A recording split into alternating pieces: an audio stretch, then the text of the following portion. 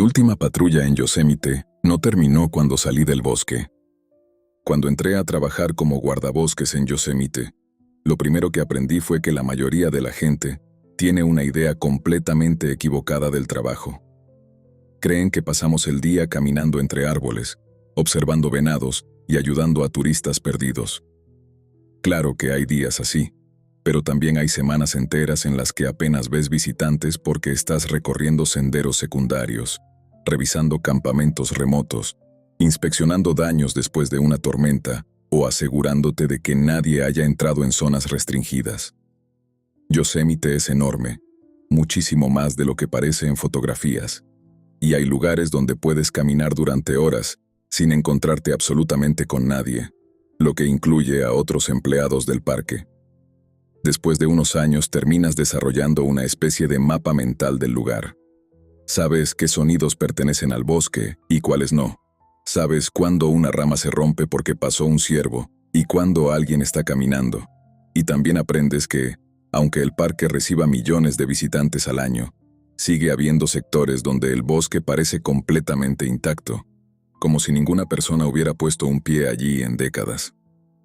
Yo llevaba casi 11 años trabajando allí cuando ocurrió esto, habiendo participado ya en rescates, incendios forestales, búsqueda de excursionistas desaparecidos y hasta accidentes bastante desagradables.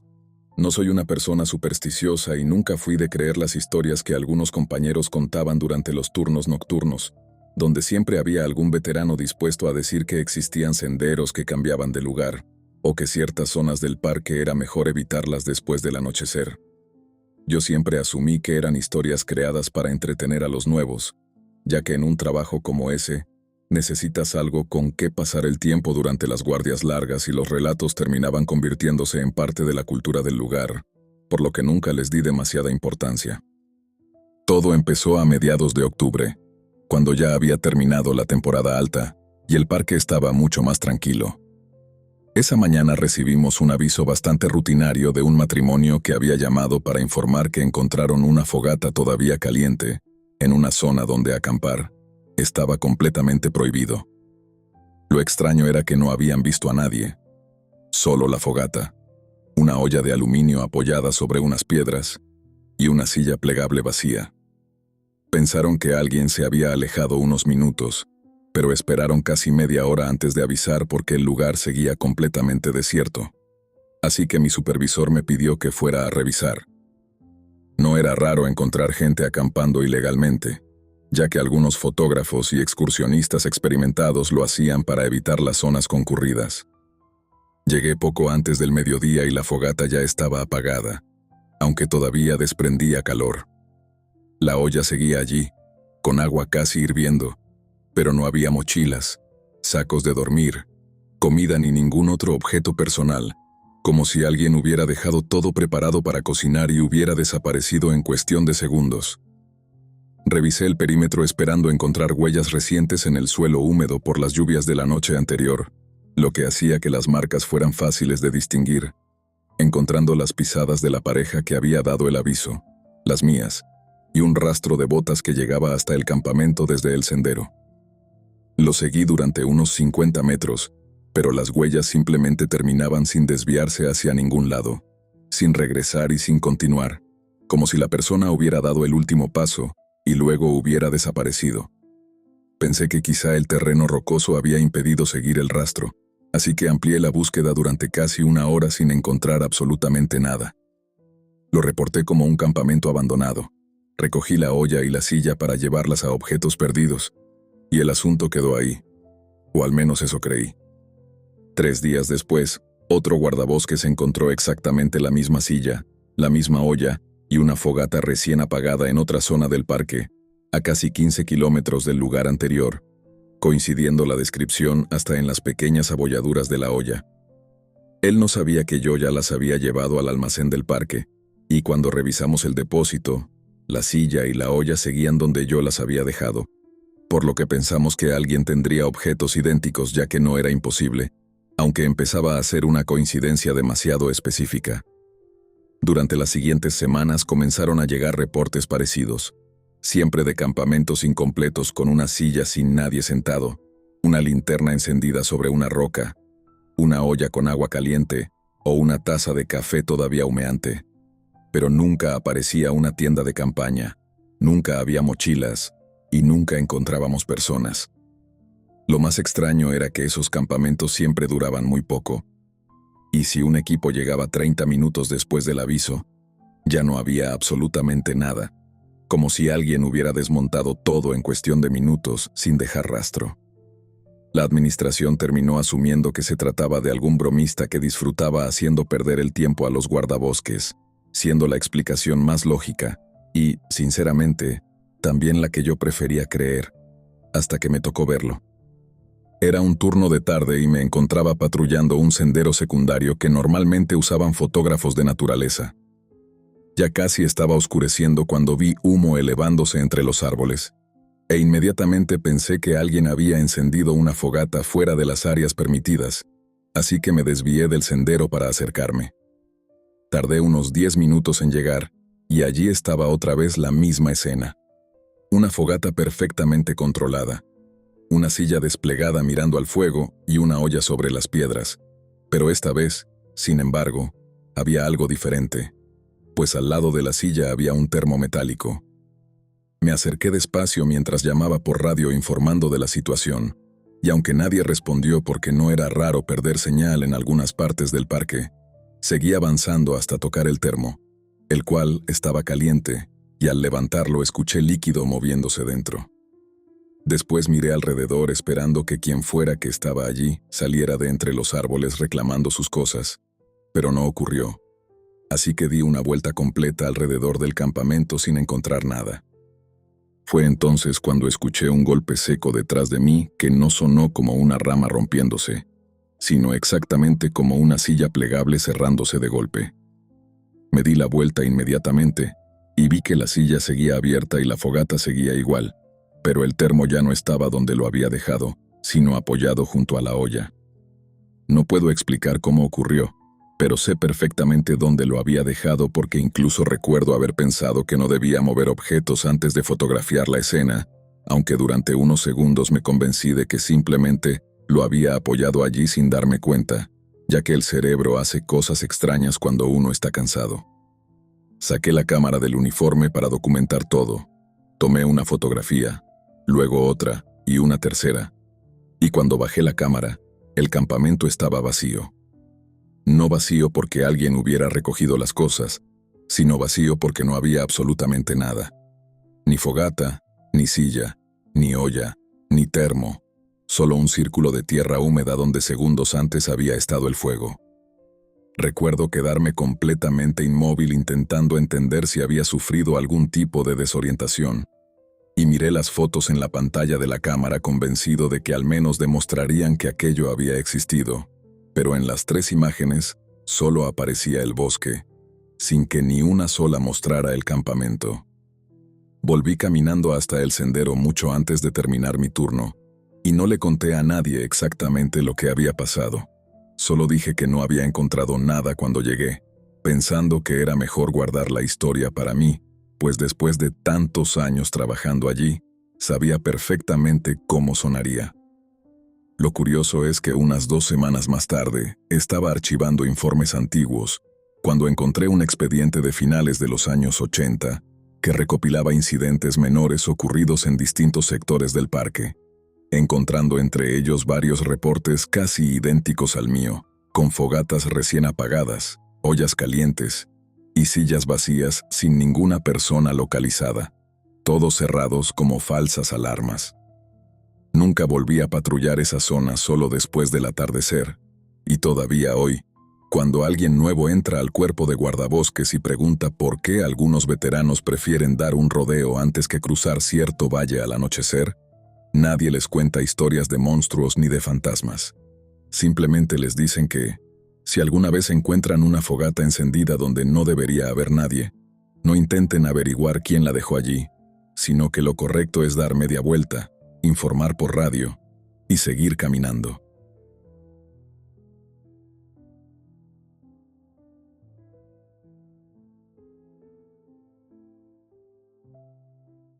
La investigación nocturna que nunca apareció en el informe. Nunca me gustaron las patrullas nocturnas, no porque tuviera miedo del bosque, sino porque casi todo lo que ocurre de noche termina siendo una pérdida de tiempo. La mayoría de los avisos son excursionistas que escucharon un oso, jóvenes entrando a beber donde no deben, o campistas que decidieron ignorar las reglas del parque.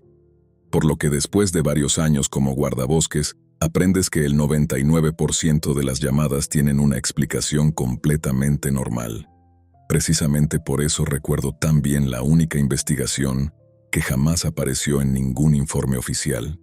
Esto ocurrió cuando trabajaba en una reserva forestal del norte de Idaho, un lugar que no era demasiado conocido y donde rara vez recibíamos turistas fuera de la temporada de verano. En octubre y noviembre el bosque prácticamente volvía a pertenecer a los animales y a los empleados del servicio forestal, y como éramos pocos guardabosques para cubrir un territorio enorme, durante los turnos nocturnos, normalmente solo había 2 patrullas activas. Cada una recorría sectores distintos, y nos manteníamos en contacto por radio cada 30 minutos para confirmar que todo seguía en orden. Una noche, alrededor de las 9:30, la central recibió una llamada bastante extraña de un hombre que aseguraba haber visto varias luces moviéndose entre los árboles en una zona donde no existían senderos abiertos al público. No parecían linternas normales porque no permanecían juntas ni seguían un camino definido, sino que aparecían entre los árboles durante unos segundos y luego desaparecían para volver a verse varios cientos de metros más lejos. La operadora asumió que podían ser cazadores furtivos, algo que sí representaba un problema serio, así que enviaron a mi compañero y a mí para investigar. Llegamos al acceso más cercano unos 40 minutos después, dejamos las camionetas junto a una antigua pista forestal y continuamos caminando mientras la temperatura bajaba bastante y el bosque quedaba en completo silencio. Lo primero que me llamó la atención fue que no se escuchaban grillos, lo cual puede parecer un detalle sin importancia, pero cuando pasas suficiente tiempo en lugares así, aprendes que el silencio absoluto casi nunca ocurre de manera natural, pues siempre hay algún insecto, algún búho o ramas moviéndose con el viento. Avanzamos siguiendo las coordenadas que nos había dado el hombre, y durante casi una hora no encontramos nada. Ni luces, ni personas, ni vehículos. Pensamos que seguramente alguien había visto linternas desde muy lejos, y calculó mal la ubicación, por lo que estábamos por regresar cuando mi compañero me pidió que apagara la linterna un momento. Lo hice, y entonces las vimos. Eran 3 luces blancas, bastante débiles, moviéndose entre los árboles, a una distancia que calculé en unos 300 metros.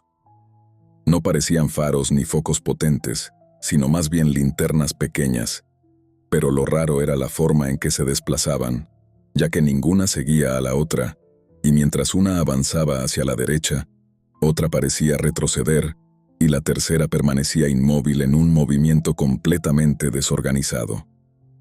Pensamos que podían ser varias personas buscando algo, así que comenzamos a caminar hacia ellas, pero lo extraño fue que, por mucho que avanzábamos, la distancia parecía no cambiar, y las luces seguían viéndose exactamente igual de lejos.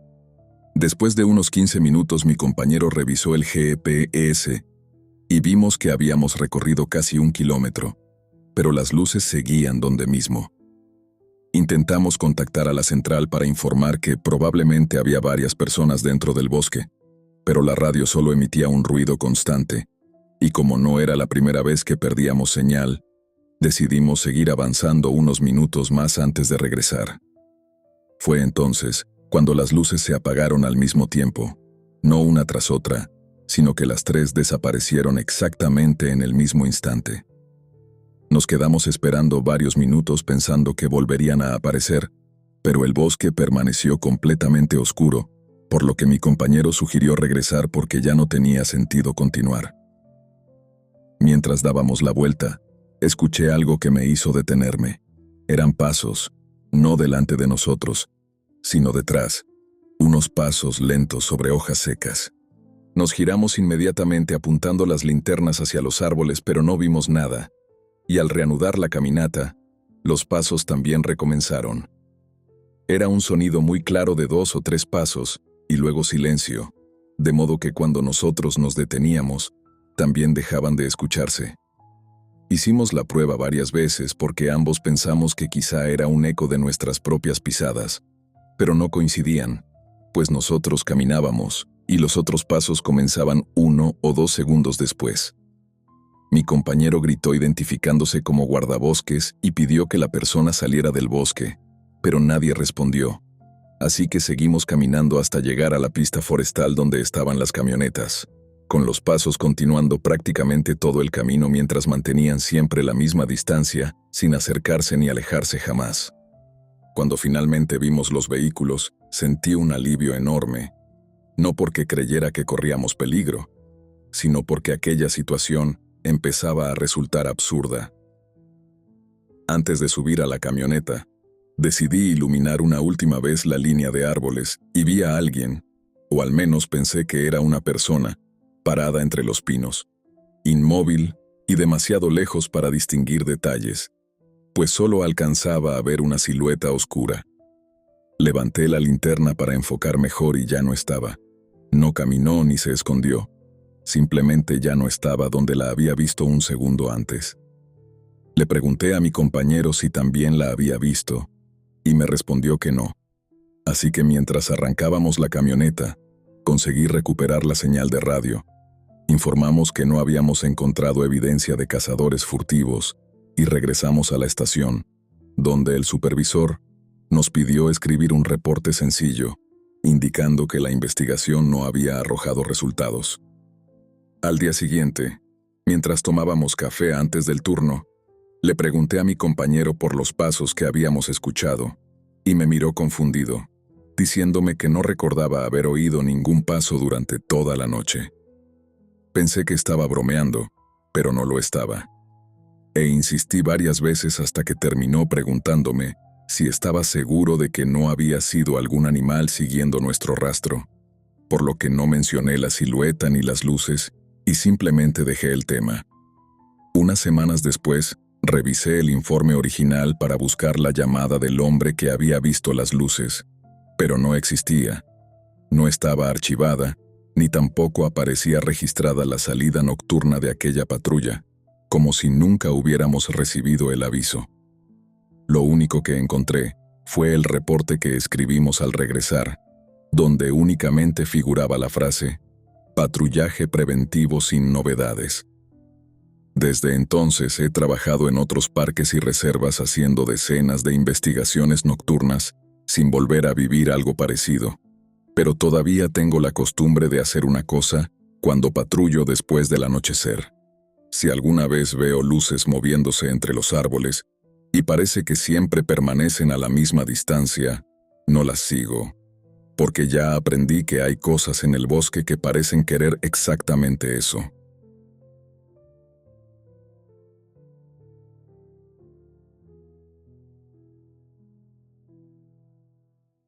El excursionista insistía en que llevaba 3 días caminando, pero nadie lo había visto entrar. La mayoría de las personas que se pierden en un bosque no desaparecen porque el lugar sea especialmente peligroso, sino porque sobreestiman sus capacidades. Salen del sendero para tomar una fotografía, siguen un arroyo pensando que los llevará de regreso, o deciden tomar un atajo que solo existe en su cabeza. Después de trabajar casi 9 años como guardabosques, aprendí que, por extraño que parezca, la mayoría de los rescates terminan siendo bastante predecibles, ya que la gente suele entrar en pánico, caminar en círculos, agotarse y finalmente quedarse en un lugar esperando ayuda. Por eso esta historia me sigue molestando hasta el día de hoy, no porque alguien desapareciera, sino porque encontramos al excursionista, y aún así nada de lo que dijo tenía sentido. Esto ocurrió en una reserva estatal de Oregón durante un otoño especialmente lluvioso. La cantidad de visitantes había disminuido bastante, así que cuando recibimos el aviso de una persona perdida, pensamos que sería una búsqueda sencilla.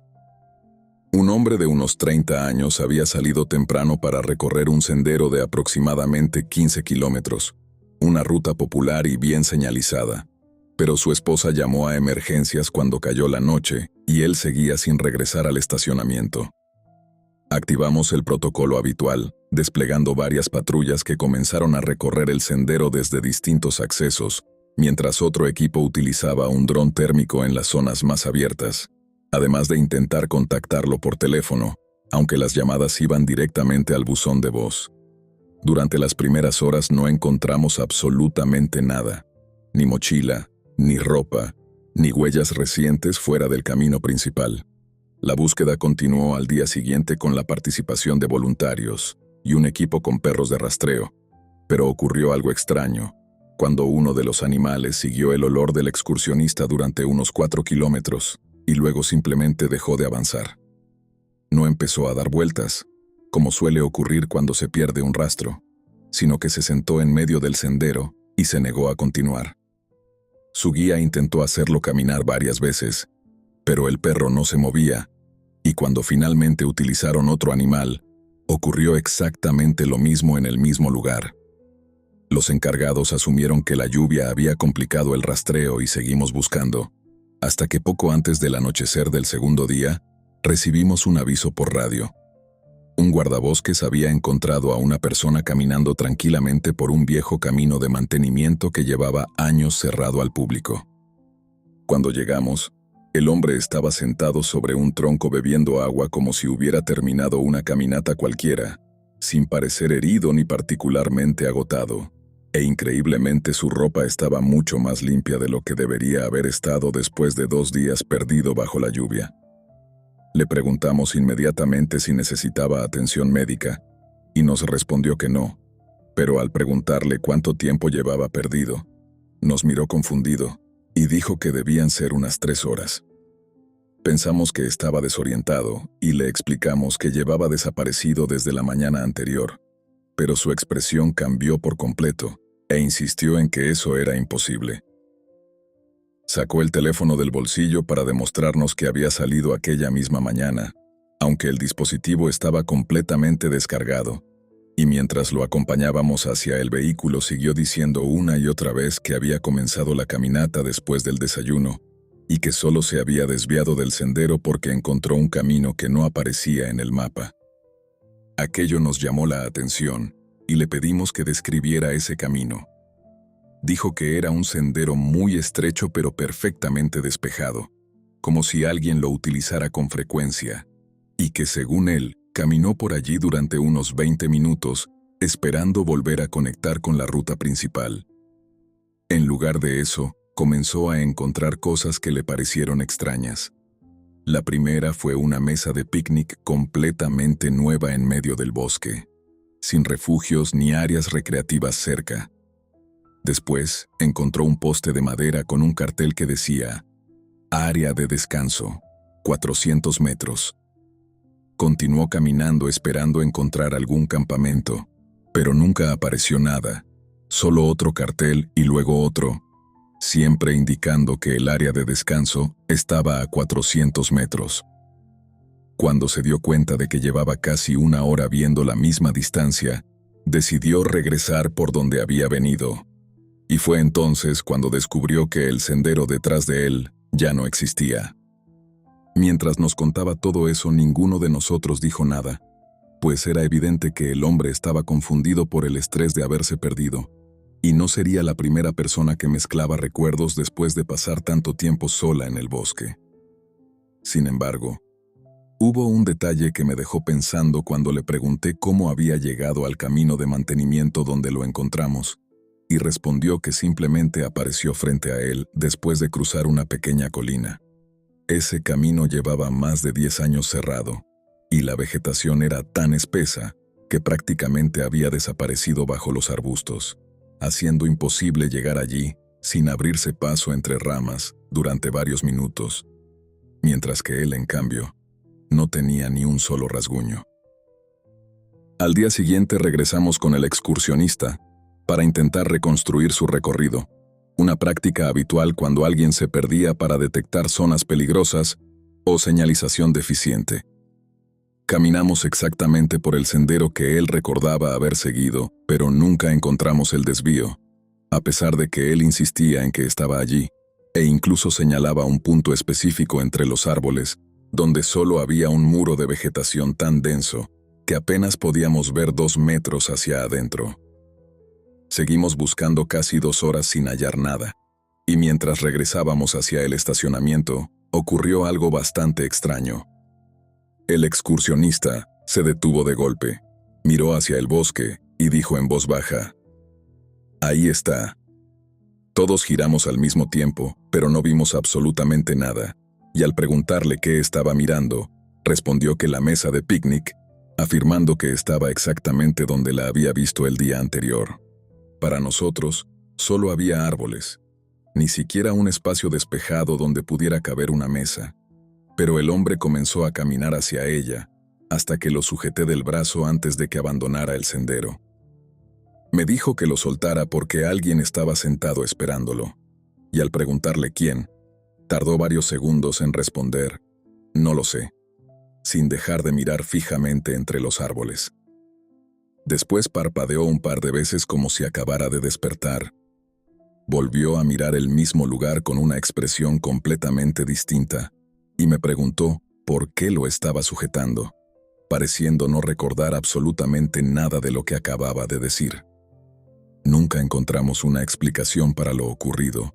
El excursionista regresó a su casa ese mismo día, y nunca volvió a practicar senderismo, ni tampoco yo le di demasiadas vueltas al asunto.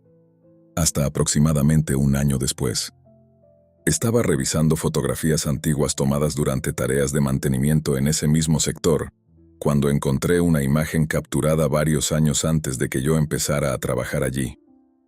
Mostraba un claro en medio del bosque, y en el centro había una mesa de picnic completamente nueva. En la parte inferior de la fotografía aparecía la fecha, confirmando que había sido retirada 12 años antes de que encontráramos a aquel excursionista.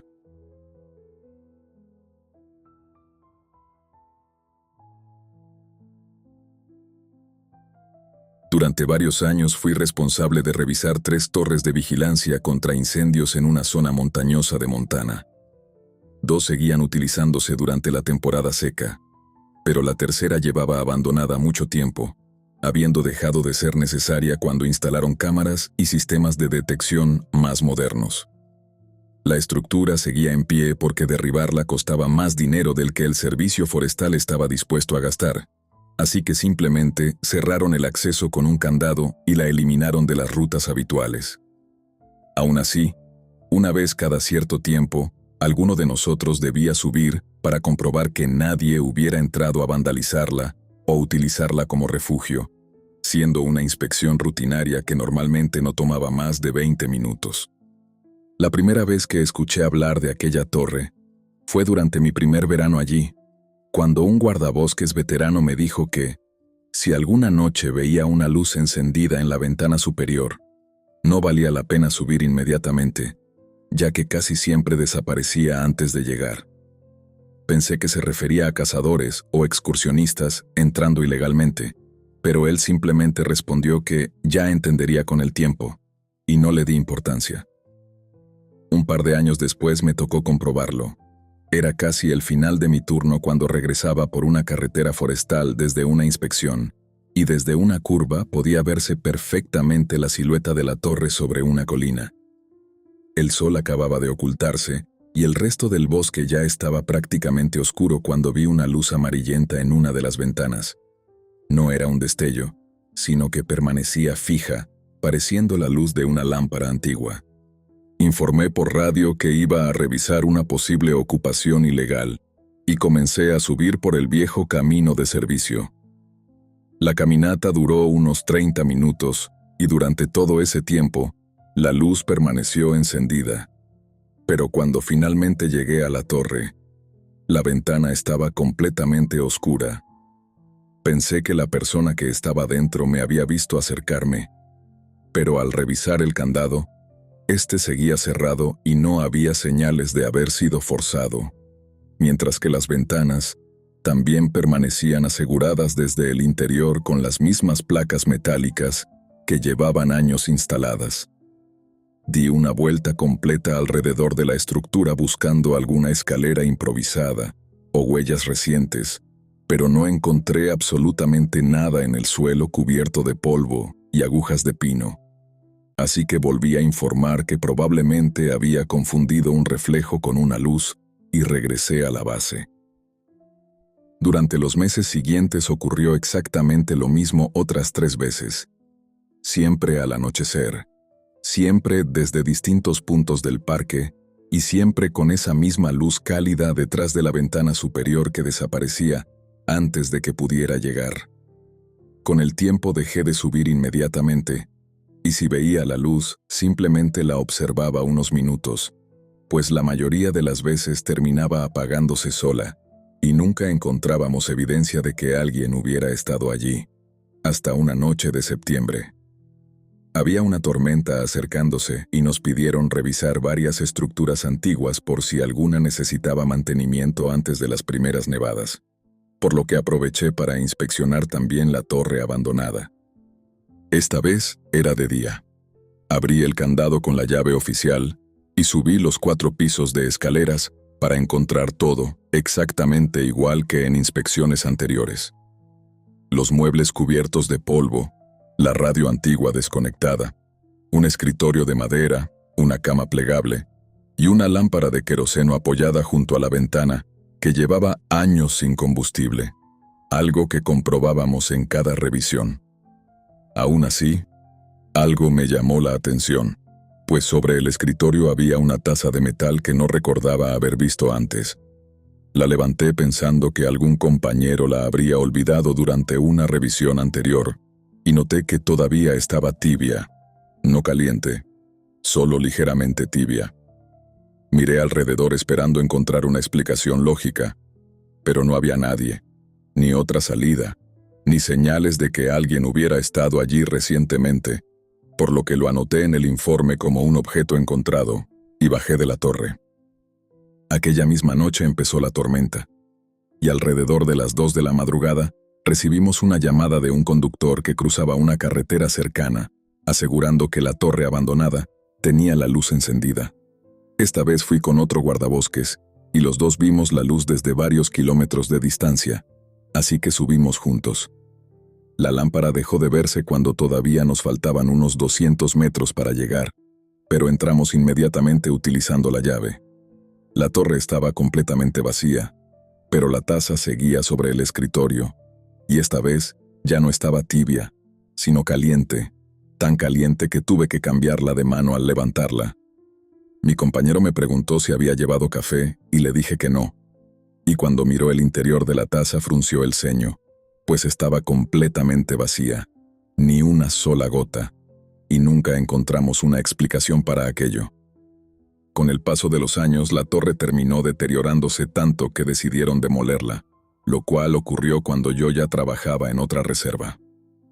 Un antiguo compañero me llamó para contarme que durante los trabajos de demolición encontraron algo extraño. La lámpara de queroseno seguía apoyada junto a la ventana, y al lado, sobre el viejo escritorio, estaba la misma taza metálica. Lo raro no fue encontrarla, sino que ninguno de los trabajadores consiguió moverla durante casi una hora, diciendo que parecía estar pegada a la madera, y solo pudieron levantarla cuando terminaron de desmontar la última pared de la torre. Nunca volví a saber nada más del asunto, pero todavía hoy, cuando veo una torre de vigilancia aislada en mitad de un bosque, siempre miro las ventanas antes de seguir mi camino, no para comprobar si hay alguien dentro, sino para asegurarme de que no haya una luz esperándome desde arriba.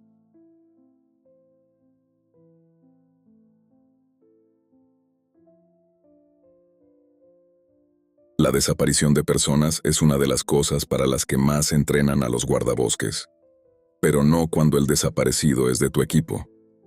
La desaparición de personas es una de las cosas para las que más entrenan a los guardabosques, pero rara vez nos preparan para cuando el desaparecido es alguien del propio equipo.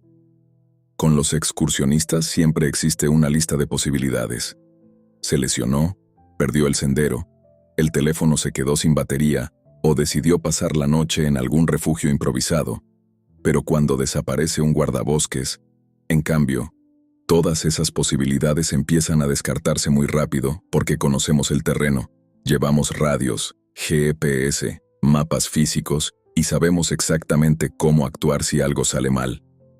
Por eso la desaparición de mi compañero sigue siendo el único caso de toda mi carrera que nunca pude acomodar dentro de una explicación lógica.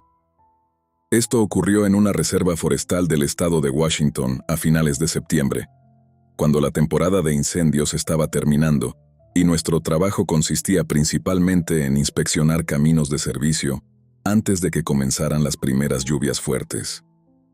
Ese día me asignaron patrullar junto a un compañero llamado Eric, con quien llevaba trabajando casi 4 años y quien era una de esas personas que nunca improvisaban, pues siempre seguía el procedimiento al pie de la letra y era probablemente el mejor orientándose dentro del bosque de todo el distrito. Nuestra ruta era sencilla. Debíamos recorrer un antiguo camino maderero, revisar un par de puentes pequeños y confirmar que varias barreras metálicas siguieran cerradas para impedir el acceso de vehículos particulares, siendo una patrulla de unas 5 horas como mucho. La mañana transcurrió sin incidentes. Revisamos los primeros 2 puntos, almorzamos junto a un arroyo y continuamos caminando, hasta que poco después de las 2 de la tarde, llegamos a una bifurcación donde el viejo camino se dividía en 2 ramales, uno hacia una colina con un puente y el otro descendiendo a una antigua zona de tala. Eric propuso dividirnos para ahorrar tiempo, algo que hacíamos ocasionalmente. Él revisaría el puente mientras yo bajaba hacia la barrera metálica en un recorrido que no tomaría más de 40 minutos, acordando volver a encontrarnos en la bifurcación. Sincronizamos los relojes, comprobamos la radio y cada uno siguió su camino. Terminé mi parte antes de lo previsto y regresé al punto de encuentro 35 minutos después, pero Eric no estaba. No me preocupé al principio pensando que habría encontrado algún problema adicional en el puente, pero tras esperar 15 minutos, intenté comunicarme por radio sin obtener respuesta. Decidí caminar hacia el puente pensando que la señal mejoraría con la altura, pero no encontré a Eric. El puente estaba exactamente igual que en la inspección anterior y no había herramientas, ni mochila, ni huellas recientes aparte de las mías. Regresé inmediatamente a la bifurcación y comuniqué la situación desde un punto con cobertura, organizando en menos de 1 hora una búsqueda con varias patrullas. Al principio nadie estaba alarmado, creyendo que simplemente había decidido inspeccionar otra parte y perdido comunicación por el relieve. Pero las horas pasaron, llegó la noche y no encontramos nada. Al día siguiente participaron más de 50 personas, voluntarios, equipos especializados, drones, helicópteros y perros de rastreo, los cuales siguieron el olor de Eric hasta unos metros antes del puente, y allí perdían completamente el rastro, no dando vueltas ni eligiendo otro camino, sino dejando de encontrarlo como si hubiera desaparecido en ese punto. Durante los siguientes 4 días, recorrimos cada metro cuadrado sin hallar nada, salvo una botella de agua perteneciente a Eric, apoyada cuidadosamente sobre un tronco, y llena, algo que él jamás habría dejado en medio de una patrulla. El 6º día las autoridades comenzaron a hablar de suspender la búsqueda activa, siendo uno de los momentos más difíciles el aceptar que un compañero podía desaparecer así sin explicación. Aquella misma tarde decidí volver solo a la bifurcación para recorrer por última vez el lugar donde nos habíamos separado. Y mientras intentaba recordar nuestra última conversación, escuché una transmisión en la radio de una voz muy tranquila que decía: «Ya terminé con el puente». Era Eric. Respondí inmediatamente, pero no hubo más transmisión, así que guardé el equipo y comencé a caminar de regreso. Y no había avanzado ni 50 metros cuando lo vi caminando por el camino principal, tarareando una melodía muy baja mientras observaba un mapa, y levantando la mano como si nos hubiéramos separado hacía apenas unos minutos. Lo primero que hizo fue preguntarme por qué había tanta gente estacionada cerca del acceso al bosque. Corrí hacia él creyendo que estaba herido, pero no tenía un solo rasguño, ni barba de varios días, ni señales de haber dormido al aire libre, pareciendo exactamente igual que cuando nos habíamos separado. Le pregunté dónde había estado y me respondió: «En el puente». Había un árbol caído y tardé un poco más. Le expliqué que llevaba desaparecido casi una semana y pensó que estaba bromeando, pero cuando llegaron los demás guardabosques, comenzó a ponerse nervioso e insistía en que acababa de mirar su reloj, el cual marcaba las 2:48 de la tarde del primer día. Para él no habían pasado ni 40 minutos. Los médicos lo revisaron y determinaron que estaba deshidratado apenas como si hubiera hecho una caminata larga, sin lesiones ni exposición prolongada, lo que hacía físicamente imposible que hubiera pasado casi una semana perdido. Días después, regresamos con él al puente para reconstruir el recorrido hasta donde recordaba el árbol caído, pero allí nunca había existido ningún árbol, y ese tramo permaneció despejado toda la búsqueda.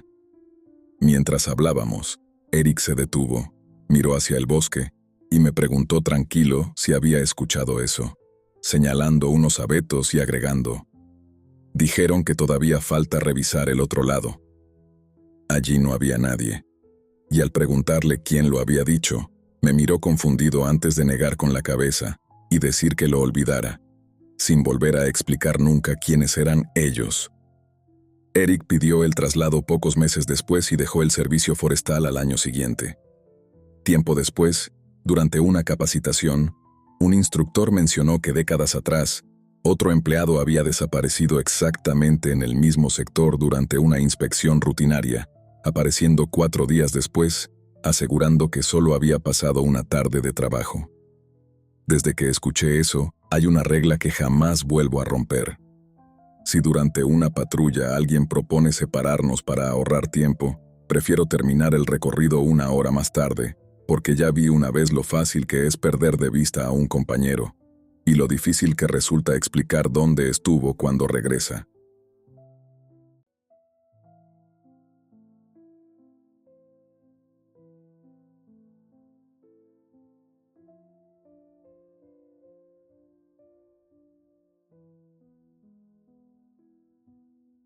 Encontré un campamento que no aparecía en ninguno de nuestros mapas. Hay una regla bastante simple cuando trabajas como guardabosques. Si encuentras un campamento, alguien tiene que haber llegado hasta allí. Puede haber subido caminando, en bicicleta o incluso a caballo, pero tuvo que utilizar algún acceso, pues los parques y reservas no son lugares mágicos y todo deja algún rastro.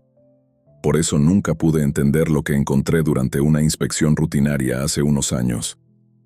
Trabajaba en una reserva forestal relativamente pequeña de Colorado, y me habían asignado revisar varios senderos después de una tormenta fuerte, con la idea de comprobar que ningún árbol hubiera bloqueado los caminos antes del fin de semana. Era un recorrido tranquilo que ya había hecho decenas de veces y conocía perfectamente la zona. A mitad de la mañana decidí salir unos metros del sendero para rodear un árbol caído, y fue entonces cuando vi una pequeña cabaña de lona entre los pinos. No era exactamente una tienda de campaña, sino que parecía uno de esos refugios improvisados que algunos excursionistas experimentados construyen utilizando lonas impermeables, aunque lo extraño era el lugar, pues estaba en una ladera incómoda, sin acceso a agua y bastante lejos de cualquier ruta conocida donde no tenía sentido acampar. Me acerqué pensando que alguien todavía estaría dentro, pero no había nadie. El refugio estaba perfectamente ordenado, con un saco de dormir doblado, una pequeña mesa plegable, un hornillo, una taza de metal y un cuaderno apoyado sobre una caja de plástico. Lo primero que hice fue revisar si existía alguna identificación para contactar al propietario y abrí el cuaderno esperando encontrar anotaciones sobre rutas o provisiones. Solo había fechas, una por página, y todas escritas con la misma letra.